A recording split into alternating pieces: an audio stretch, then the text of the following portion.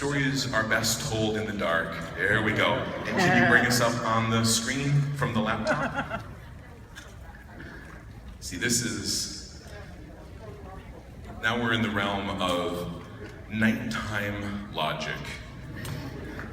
Nighttime is the time for stories. This is The Adventures of the Princess and Mr. Whiffle.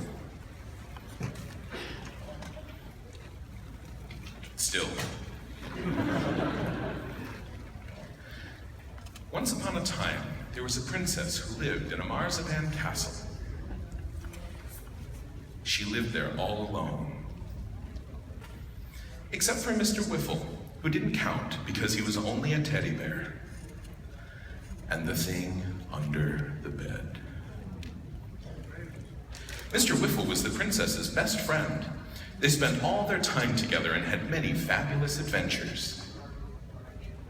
They found buried treasure by the old stump. They defeated the Black Duke's rebellion at the Battle of Bainbridge.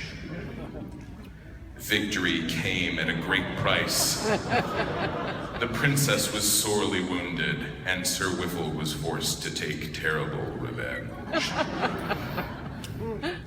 They fought Greenbeard the pirate and defeated him.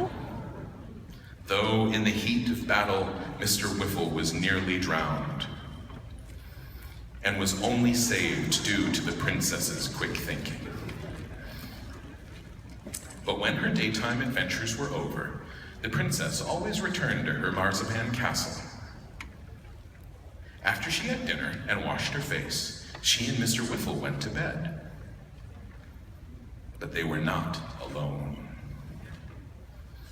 The princess had never seen the thing under the bed because it didn't like the lights. During the daytime, when the bright sun was out, it hid in the deep shadows under the bed. Did we just get dramatic music?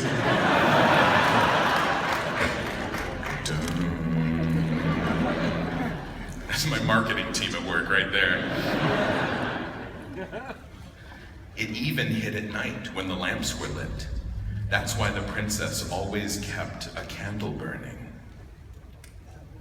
But some nights, when it was stormy out, there were drafts in her room.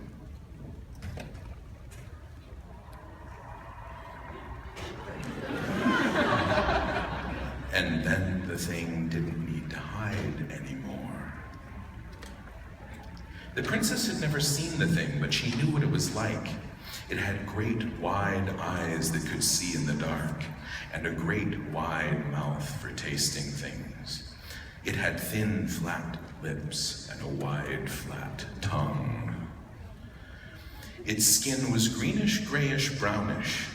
The princess thought that it was prickly like a nettle, or scaly like a fish, or slimy like a frog, but it was actually soft like velvet, so the thing never made any noise at all when it moved. The princess knew that it had great big hands with great long fingers, and its long, long arms had an extra elbow, so it could reach out from under the bed, reach up, then bend to reach the top of the bed, and tickle the princess silly.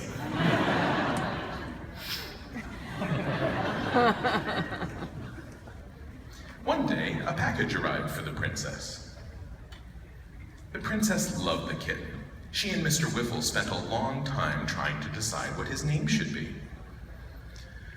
The princess wanted to call him Mr. Mutton Chop because of how he smelled.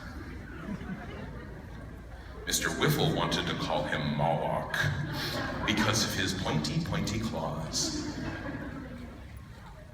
They compromised by calling him M.M., or Emmy for short. But then Emmy got lost. He wasn't in their treasure room, or in the old cave. Mr. Whiffle suggested they look in the river, but Emmy wasn't there either. They knew he couldn't get over the wall or past the gate. They looked everywhere, but they still hadn't found Emmy by dinner time. Oh. That night, the princess couldn't sleep. Thinking about her lost kitten made her tummy hurt. Even worse, her candle was short, and the night was long, and her tummy hurt. Then the princess heard a noise from under the bed. She knew it couldn't be the thing because it never made any noise except for sometimes a soft, velvety rustle. The noise sounded familiar to the princess. It was like the sound an animal would make if it wanted to cry out, but it was muffled and quiet. Then the noise stopped, and the princess heard a soft, velvety sound, like something was reaching and bending, reaching and bending. Then something wet and warm fell onto her face. Drip, drip, drip. Then Mother Moon came out from behind a cloud, and the princess saw what the thing was holding.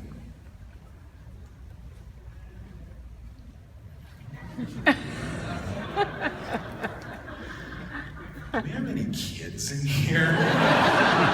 I meant to ask that first. Welcome to the show. Sorry. It was a big piece of marzipan. It was sticky and drippy because the thing had been eating it. He wanted to share and be friends. He was already friends with Emmy. They had been playing under the bed all day. Emmy had been trying to call out to the princess, but she couldn't. She'd been eating marzipan with the thing, and her little kitten mouth was all gummed up. When she tried to mew, it came out.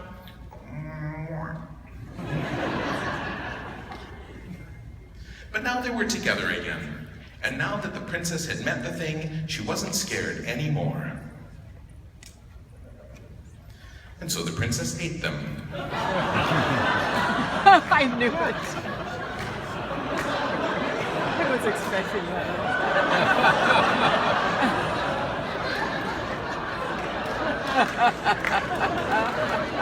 that. Just take a minute.